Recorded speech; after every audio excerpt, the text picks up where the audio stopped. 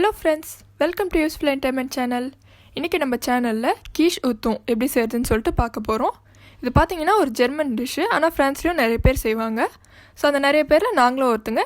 இதை இப்போ எப்படி செய்கிறதுன்னு சொல்லிட்டு பார்க்கலாம் வாங்க. இப்போ ஸ்டவ் ஆன் பண்ணி ஒரு பேன் வச்சுருக்கோம். அதில் ஒரு 2 டேபிள் ஸ்பூன் அளவுக்கு ஆலிவ் ஆயில் சேர்த்துக்கலாம். இப்போ இதோட ஒரு 6-7 பல்லு பூண்டை இந்த மாதிரி குட்டி குட்டியாக கட் பண்ணி சேர்த்துக்கலாம்.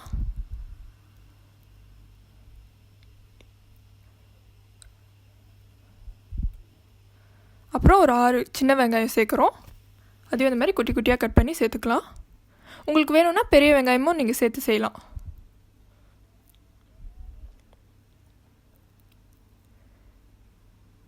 இது ரொம்ப வதங்கணும்னு அவசியம் இல்லை. ஒரு 50% வதங்கினாலே போதும். நம்ம பேக் பண்ண தான் போகிறோம், ஸோ பிரச்சனை இல்லை.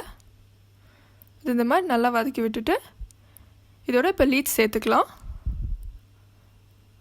இது நீங்கள் ஃப்ரெஷ்ஷாக சேர்க்குற மாதிரி இருந்தால் ஒரு 2 லீட்ஸ் அளவுக்கு கட் பண்ணி சேர்த்துக்கோங்க.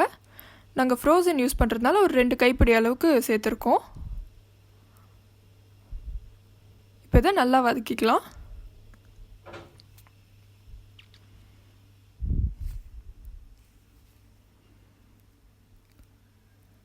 இப்போ இதை வதக்கி ஒரு சைடில் எடுத்து வச்சுக்குவோம்.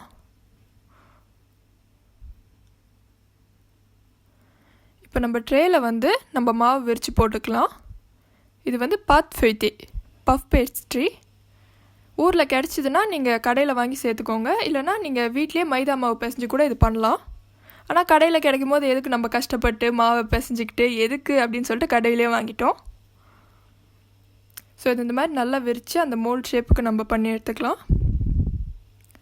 அப்புறம் இந்த சைடில் இருக்கிறதுலாம் நம்ம வெட்டிக்கலாம். கையாலே அப்படியே எடுத்துடலாம். அப்போ தான் நம்மளுக்கு ஃபினிஷிங் ரொம்ப நீட்டாக பார்க்க அழகாக இருக்கும்.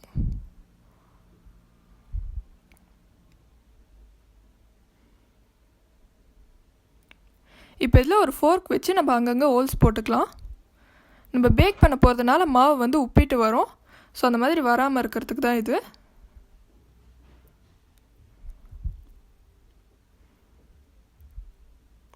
இப்போ இதில் டூனா ஃபிஷ் ஒரு டப்பா நம்ம அப்படியே இதில் சேர்த்துக்கலாம். இதில் தண்ணி இருக்கும், ஸோ நல்லா புழிஞ்சிட்டு இந்த ஃபிஷ்ஷை மட்டும் நம்ம இதை சேர்த்துக்கலாம். சேர்த்து எல்லா இடத்துலையும் படுற மாதிரி நல்லா ஸ்ப்ரெட் பண்ணி விட்டுக்கணும். இப்போ இந்த மாதிரி நல்லா ஸ்ப்ரெட் பண்ணிவிட்டு இதோடு நம்ம வதக்கி வச்சுருந்தோம்ல ஆனியன், பூண்டு, அப்புறம் லீட்ஸ் எல்லாம், அதையும் இதோடய சேர்த்துக்கலாம். சேர்த்து இதையும் நல்லா ஸ்ப்ரெட் பண்ணி விட்டுக்கோங்க.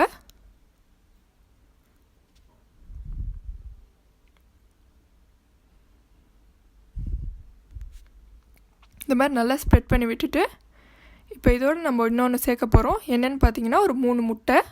அதை உடச்சி ஒரு பவுலில் சேர்த்துக்கோங்க. அதை நல்லா ஒரு ஃபோர்க் இல்லை விஸ்க் வச்சு நல்லா பீட் பண்ணி எடுத்துக்கோங்க. அதோட ஒரு டப்பா ஃப்ரெஷ் க்ரீம் நான் சேர்க்குறேன்.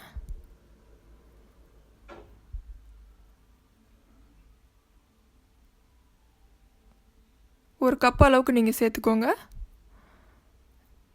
அண்ட் இதுக்கு தேவையான அளவுக்கு சால்ட்டு, அப்புறம் பெப்பர்.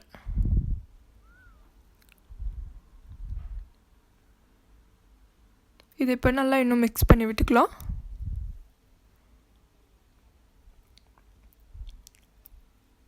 இப்போ இது மாதிரி நல்லா மிக்ஸ் பண்ணிவிட்டு இதுலேயே நம்ம ஊற்றிக்குவோம். எல்லா இடத்துலையும் படுற மாதிரி ஊற்றிக்கலாம்.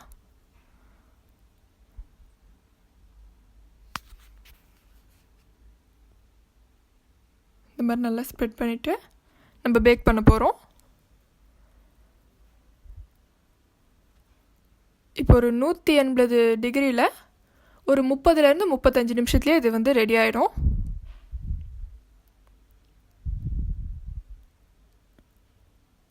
இப்போ பார்த்தீங்கன்னா நம்ம கீஷோத்தும் சூப்பராக ரெடி ஆகிடுச்சு. இது செய்கிறது ரொம்பவே சிம்பிள் தான், ஆனால் டேஸ்ட் செம்மையாக இருக்கும்.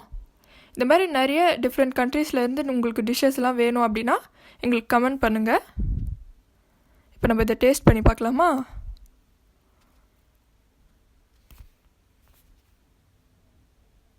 டேஸ்ட்டு பார்த்தீங்கன்னா சூப்பராக இருக்குது. இதே போல் கண்டிப்பாக நீங்களும் உங்கள் வீட்டில் ட்ரை பண்ணி பாருங்கள். இந்த வீடியோ உங்களுக்கு பிடிச்சிருந்தா லைக் பண்ணுங்கள், ஷேர் பண்ணுங்கள். யூஸ்ஃபுல் என்டர்டெயின்மெண்ட்க்கு சப்போர்ட் பண்ணுங்கள். தேங்க்யூ. Bye guys.